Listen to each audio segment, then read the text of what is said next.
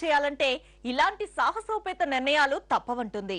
Private వర్సిటీల రాకతో విద్యార్థులకు ఎలాంటి నష్టం ఉండదని భరోసా ఇస్తుంది ప్రభుత్వం.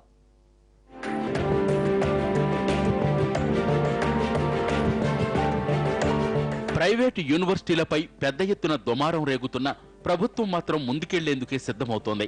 మంచి విద్యను అందించే లక్ష్యంతోనే ప్రైవేటు వర్సిటీల ప్రతిపాదన చేస్తున్నామని విద్యాశాఖ మంత్రి గంటా చెబుతున్నారు. ప్రైవేటు వర్సిటీల వల్ల ఇతర రాష్ట్రాల్లో విద్యా విధానం అభివృద్ధి చెందిందని, రాష్ట్రాన్ని అదే దిశగా అభివృద్ధి చేస్తామంటున్నారు.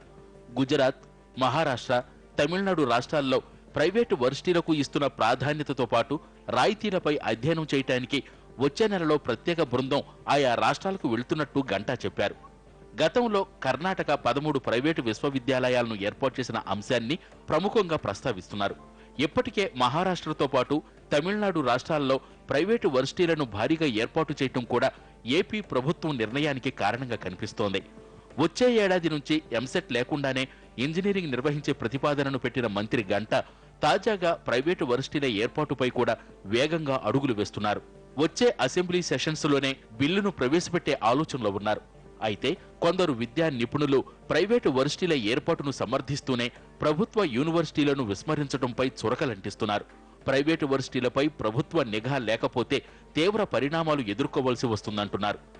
ఇండియా లాంటి సోషల్ కండిషన్స్ ఉన్న కంట్రీలో గవర్నమెంట్ ఎడ్యుకేషన్ని ప్రమోట్ చేయడమే బెస్ట్ వే.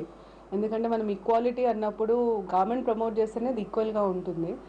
ఒకవేళ గవర్నమెంట్ గిన ప్రైవేట్ సెక్టర్కి కూడా స్కోప్ ఇవ్వాలి అనుకుంటే ప్రైవేట్ యూనివర్సిటీస్ని ఇంట్రడ్యూస్ చేస్తే బాగానే ఉంటుంది. కాకపోతే ప్రైవేట్ యూనివర్సిటీస్ని ఇంట్రడ్యూస్ చేసినప్పుడు రెగ్యులేషన్ ప్రాబ్లం. అడ్వాంటేజ్ ఏంటంటే ప్రైవేట్ యూనివర్సిటీస్తో వాళ్ళు మంచి ఫ్యాకల్టీని పిలిపించగలుగుతారు, చెప్పించగలుగుతారు. సో క్వాలిటీ ఆఫ్ ఎడ్యుకేషన్ బాగుంటుంది. కానీ at the same time regulation చాలా ఇంపార్టెంట్. మిస్యూజ్ కాకుండా, స్టూడెంట్స్ ఎఫెక్ట్ కాకుండా గవర్నమెంట్ వాటిని రెగ్యులేట్ చేయాలి ఒకవేళ కంటిన్యూ చేయాలి అనుకుంటే.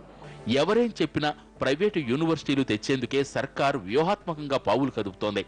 ప్రైవేటు వర్సిటీల ఏర్పాటుకు చాలా సమయం పడుతుందంటూనే వచ్చే అసెంబ్లీ సెషన్స్ లో బిల్లును ప్రవేశపెడతామని మంత్రి గంటా చెప్పడం అనుమానాలకు తావిస్తోంది.